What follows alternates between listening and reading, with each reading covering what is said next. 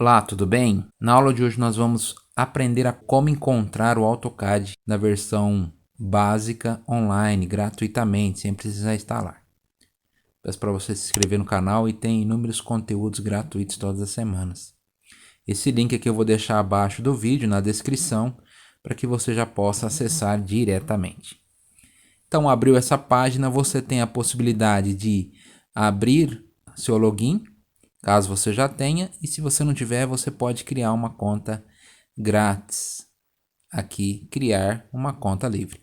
Então, como eu já tenho, vou clicar em seguir. Vai pedir para efetuar o login. Como eu já tenho a conta, ele já vai abrir aqui direto, mas para você pode ser que você tenha que criar uma conta ou verificar no seu e-mail uma mensagem que ele vai te avisar aí na tela. Então, seguindo, abriu aqui a página inicial do AutoCAD Online. É uma versão básica, porém você consegue enviar arquivos ou projetos aqui para esta plataforma. Você pode criar uma pasta, aqui já vem alguns exemplos, e novo desenho, que é New Drawing. Clico sobre ela, vou colocar um nome qualquer, deixa em métrico mesmo, Open, vai inicializar o projeto.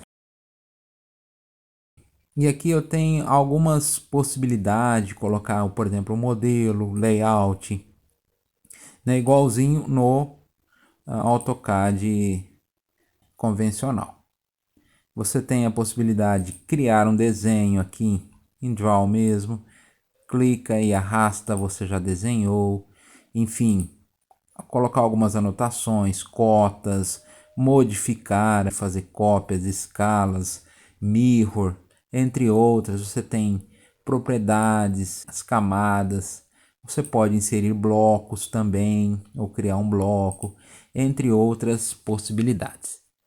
Bom, eu peço para você deixar nos comentários caso tenha alguma dúvida. Agradeço a presença.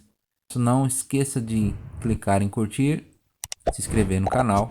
Deixa aqui meu forte abraço e até breve.